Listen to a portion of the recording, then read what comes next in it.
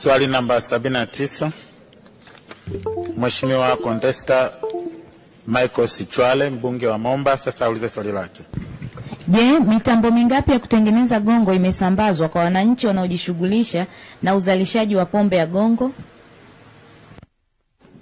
Mheshimiwa Mwenyekiti, mpaka sasa viwanda vya kutengeneza pombe kali nchini inayokidhi viwango vinavyoendelea kuanzishwa kwa kupata mafunzo na ushauri wa kitaalamu kutoka Shirika la Maendeleo ya Viwanda Vidogo yani SIDO, Mamlaka ya Maabara ya Mkemia Mkuu wa Serikali yani GCLA, na Shirika la Viwango Tanzania yani TBS, na miongoni mwao wako watengenezaji wanaoendelea kupata alama ya ubora kwa kukidhi vigezo. Mheshimiwa Mwenyekiti, SIDO itaendelea kushirikiana na taasisi nyingine za maendeleo ya teknolojia ikiwemo Taasisi ya Uhandisi na Usanifu Mitambo yani TEMDO, Kituo cha Zana za Kilimo na Teknolojia Vijijini yani KAMATEK, na ushirikiano wa karibu na Mamlaka ya Maabara ya Mkemia Mkuu wa Serikali yani GCLA na Shirika la Viwango Tanzania TBS kwa kuboresha teknolojia za kuchakata pombe kali kwa kutumia teknolojia rahisi ili watengenezaji wengi waweze kutengeneza pombe bora inayofaa kwa matumizi ya binadamu. Mheshimiwa Mwenyekiti, gongo ni pombe yenye kilevi ambayo imekuwa ikitengenezwa kienyeji. Aidha, serikali haijahalalisha pombe ya gongo kwa sababu ya kuwa na madhara makubwa katika mwili wa binadamu. Kwa msingi huo, mpaka sasa hakuna mitambo ya kutengeneza kinywaji hicho iliyosambazwa kwa wananchi.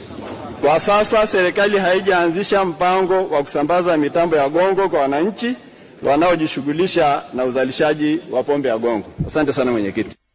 Asante Mheshimiwa Contesta. Mheshimiwa Mwenyekiti, nakushukuru kwa nafasi.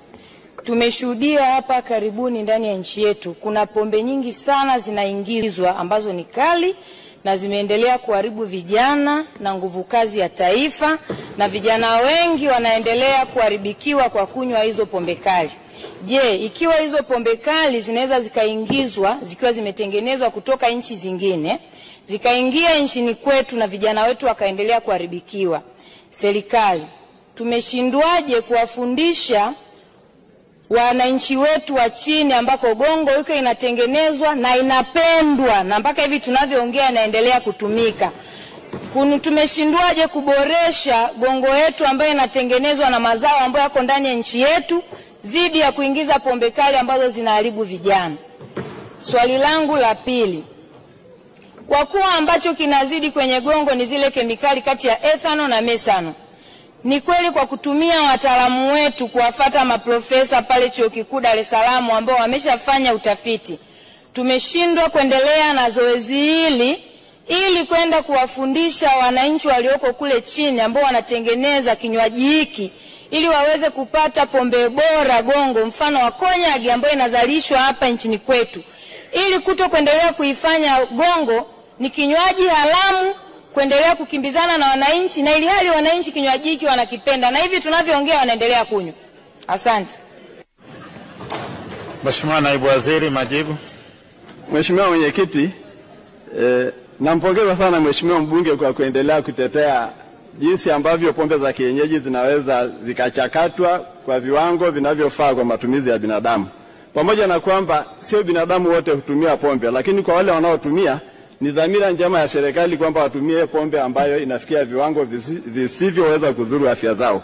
Pamoja na kusema hayo, kwa suala lake la vijana wetu kuharibiwa na pombe zinazotoka nje, na pamoja na kwamba ni pombe zinazokidhi vigezo, hili swala la ulevi wa vijana linasababishwa na mambo mbalimbali ambayo ni wajibu wa jamii na malezi kufanyika kuhakikisha kwamba vijana wetu wanatambua madhara ya pombe. Kwa sababu hata gongo leo ikihalalishwa haina maana kwamba vijana watakunywa na watabakia wakiwa wastaarabu wasipoweza kunywa kwa kiasi. Kwa swali lake la pili la wajibu wa taasisi zetu za kitafiti kuweza kuchakata na kutengeneza formula ya kutengeneza pombe salama kutokana na pombe za kienyeji, zoezi hili linaendelea. Nimejibu katika majibu ya swali la msingi kwamba kuna taasisi za serikali TBS, SIDO, KAMATEK wameendelea kufanya utafiti na kutengeneza mitambo ambayo inatengeneza pombe kali za kienyeji ambazo zinapokidhi vigezo vinaruhusiwa masokoni, na wajibu wa kila mnywaji ni kunywa kwa kiasi, asiyeharibu afya yake, maana hakuna pombe ambayo itakuacha salama hata kama inafikia viwango kama utakunywa bila ustaarabu. Mheshimiwa Cecil David Mwambe, swali nyongeza. Mheshimiwa Mwenyekiti, ni ukweli kwamba kama taarifa hiyo kutokea kule mkoani Lindi inatamatishia taarifa hizi za jioni. Mtazamaji wa SKF TV, ni kushukuru sana kutenga muda wako wa thamani sana kutazama taarifa hizi za habari.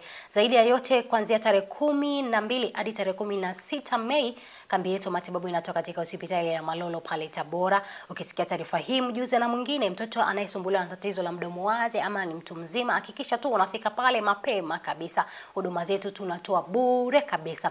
Kwa niaba ya wale wote walioshiriki kuandaa matangazo haya, ulikuwa nami Pendo Godson, nikutakia wakati mwema.